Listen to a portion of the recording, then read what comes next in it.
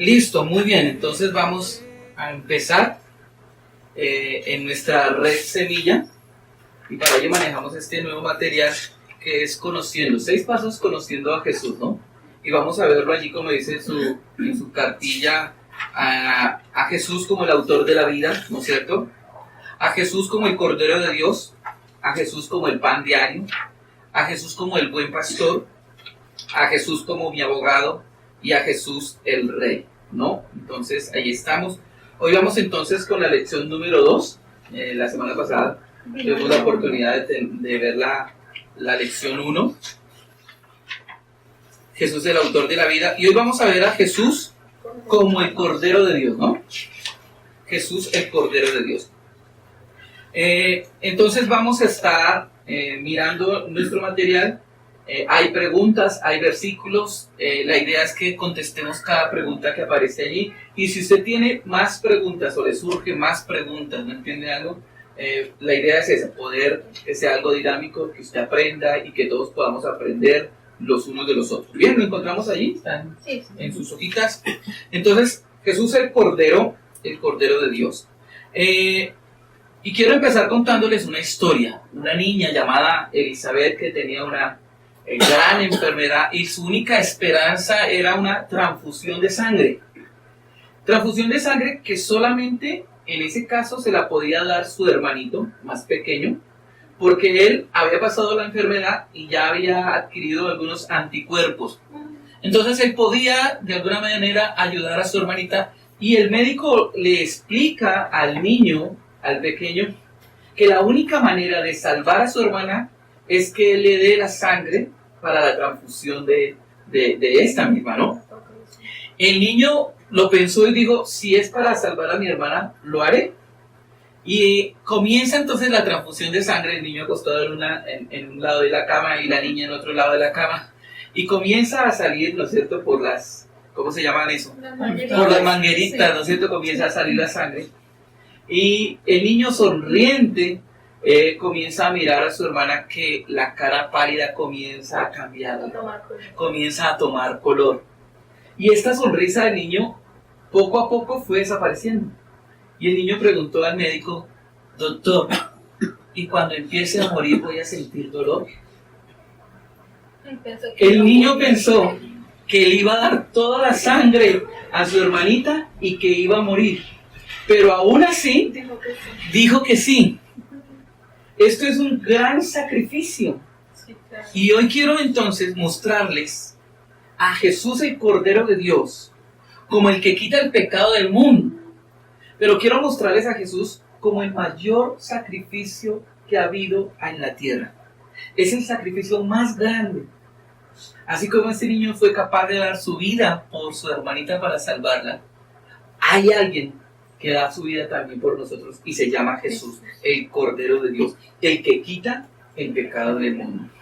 Pero para entender la frase, el Cordero que quita el pecado del mundo, nos es necesario entonces echar una miradita atrás a eso que nosotros llamamos el Antiguo Testamento, ¿no?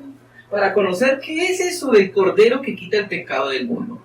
Y quiero entonces que alguien me ayude a leer la primera lectura que está ahí abajito, dice el Cordero que quita el pecado del mundo. ¿Alguien que lo lea? Sí, ese. Eso, entonces quiero que ustedes me vayan acompañando ahí donde vamos. Ustedes pueden ir siguiendo la cartilla. Listo. Dice, en los tiempos del Antiguo Testamento, antes de que viniera Jesucristo a la tierra, Dios mandó a la gente traer un cordero al altar del tabernáculo como sacrificio por sus pecados. La persona que llevaba el cordero ponía su mano sobre el cordero y decía algo así: yo he pecado y merezco morir, pero Dios ha permitido a este cordero que tome mi lugar. Entonces, note que en el Antiguo Testamento, ¿qué era lo que hacía el cordero? Sustituía el pecado del humano. Sustituía el pecado, ¿no es cierto?, de una persona. El sacrificio de una persona, entonces lo hacía, era un animal. Un animal. Eso era lo que hacía, exacto, el Antiguo Testamento. ¿Qué dice entonces Mabel Romanos 6:23? Dice, pues la paga del que deja el pecado es la muerte, pero el regalo de Dios es la vida eterna, ¿sí?, por medio de Cristo Jesús, nuestro Señor. Miren lo que está diciendo entonces este versículo, ¿no? La paga del pecado es muerte. Alguien tenía que morir. En el Antiguo Testamento, ¿quién moría? El cordero. El cordero, un animalito que traía para el sacrificio. Inocente. ¿Sí? Entonces, miremos la pregunta. Vamos allí entonces, Charis, la primera. ¿Qué nos enseña este versículo sobre el pecado? ¿Qué nos enseña este versículo sobre el pecado? Romanos 6:23. ¿Qué nos dice? Pues la paga deja que el pecado es la muerte, pero el regalo que Dios da es la vida eterna por medio de Cristo Jesús nuestro Señor. ¿Qué te enseña? ¿Qué nos dice? Con sus palabras. ¿Qué nos puede decir? El pecado nos aparta de Dios, nos lleva a una muerte tanto física como espiritual. Muy bien. Entonces el pecado nos aparta de Dios y nos lleva a una muerte. Por aquí, ¿ustedes qué opinan? ¿Qué dicen? Yo opino que ¿Sí? la muerte sería muerte. Muy bien. Entonces, ¿qué es lo que nos enseña este versículo acerca del pecado? Que el pecado tiene una paga.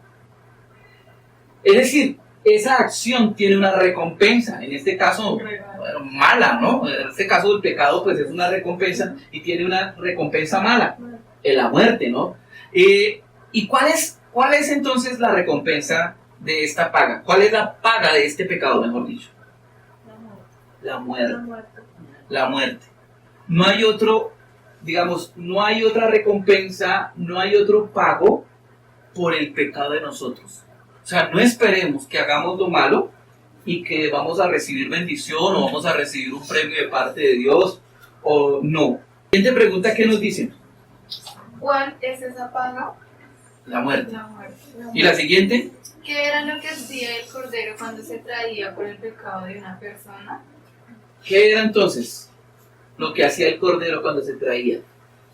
Limpiarnos del pecado por medio de sí, esa era como la ofrenda para los pecados que nosotros Él era el sacrificio, ¿no? Entonces, él era el que, al final él se convertía en la paga.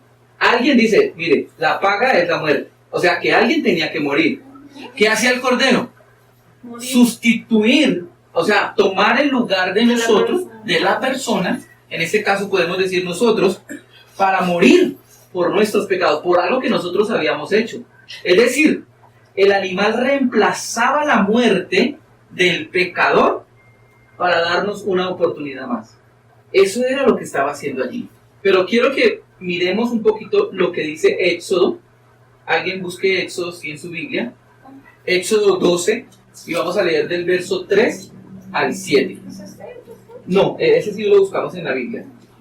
En que lo han de comer. Así, bien.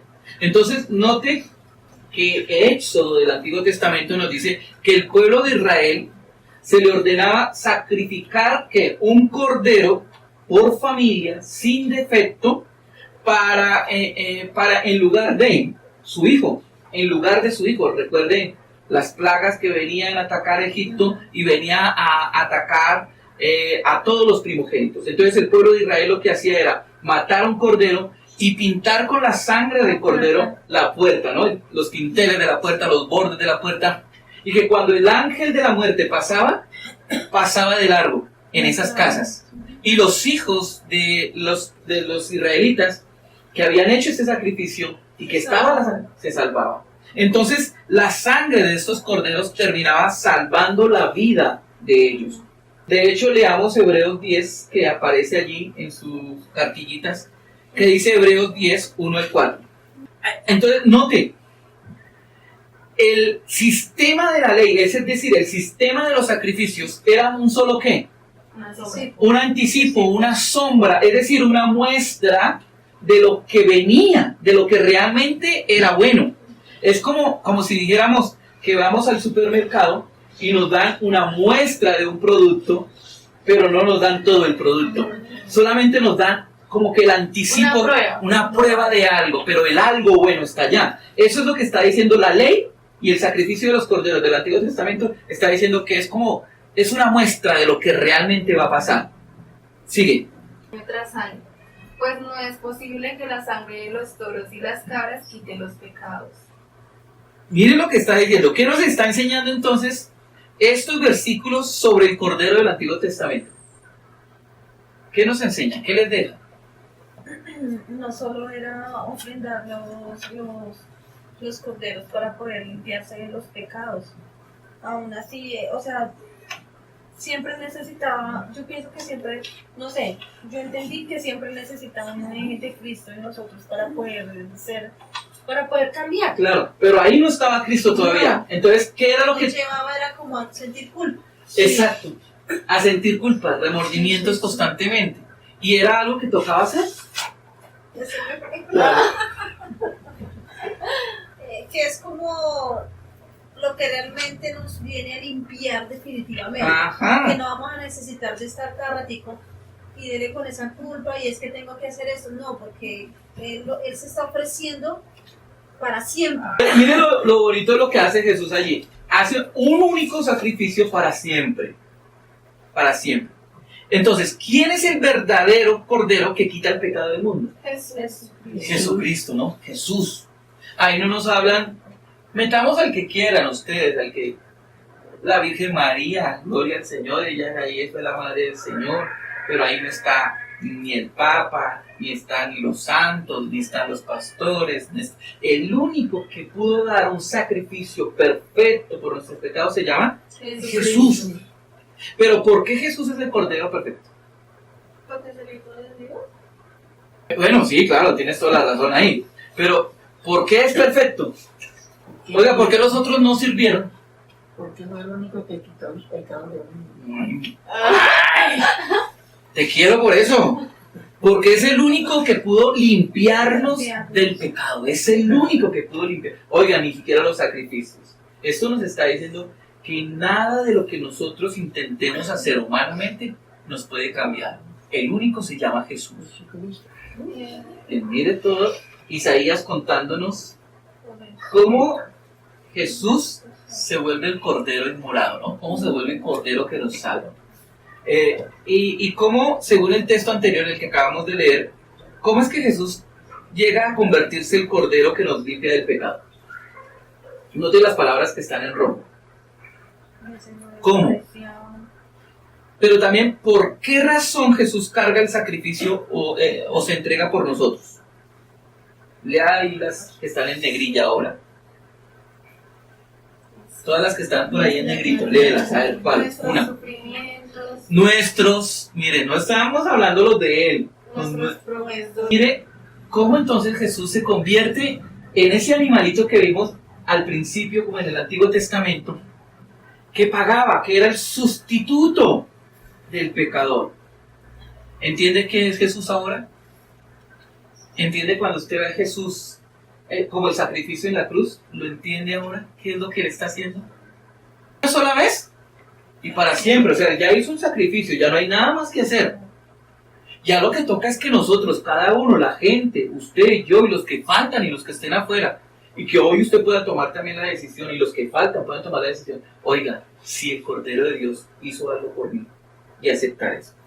Entonces, quiero concluir diciendo que lejos de condenarnos está Dios. Lo que Dios más desea es que podamos recibir a su Hijo Jesucristo como el sustituto de nuestros pecados y de nuestras maldades, y que podamos disfrutar de la vida eterna. Entonces, la pregunta importante y final: ¿quieres hoy escribir tu nombre en el libro del Cordero? ¿Qué necesitas para hacerlo? ¿Qué necesitamos? ¿Qué cree que necesitamos? Muy bien, ahí está. Arrepentimiento, ¿no más? ¿Qué más? Y creer. Arrepentimiento y creer en la obra del Cordero. Lo que hizo por nosotros. Sí, no más. Y para ello, pues, dice Romanos, ¿no? Romanos 10 dice que si confesamos con nuestra boca que Jesús es el Señor y creyeres en tu corazón que Dios levantó al Cordero de los muertos, serás ¿qué? Serás salvo. Porque con el corazón se cree para la justicia, pero con la boca se declara para salvación. ¿Quieres que hagamos esa oración? Y que tu nombre esté escrito en el libro de la vida. ¿Vale? Ahí hay una oración que me parece muy bonita. Vamos a repetirla todos, ¿no es cierto?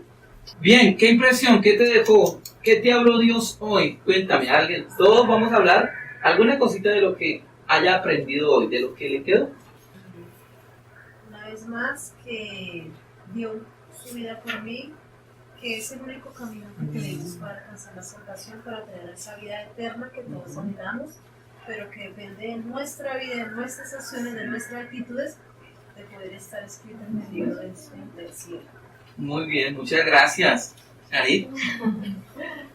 Bueno, pues aprendí que Él sacrificó su sangre y su vida pues para que nosotros tengamos una vida y que Él solamente espera que le correspondamos de una manera buena, ¿sí? O sea, nada más como creyendo en Él y amándolo. Siento que es lo único que pedía como acá. Muy bien. ¿Y tú, Alberta? Y yo, pues cambiarnos para otro lado. ¡Ay, bien, perfecto! Cambiarnos por otro lado la manera de ser. Muy bien, perfecto. Eso, sí, esa es, ¿sí? Cambiar. Sí. El agradecimiento al Señor. Muy Cambiarnos bien. para otro lado. Bien, oremos. ¿Qué tal si oramos y le damos gracias al Señor por esta bonita reunión y por lo que aprendimos hoy, amado Dios Padre?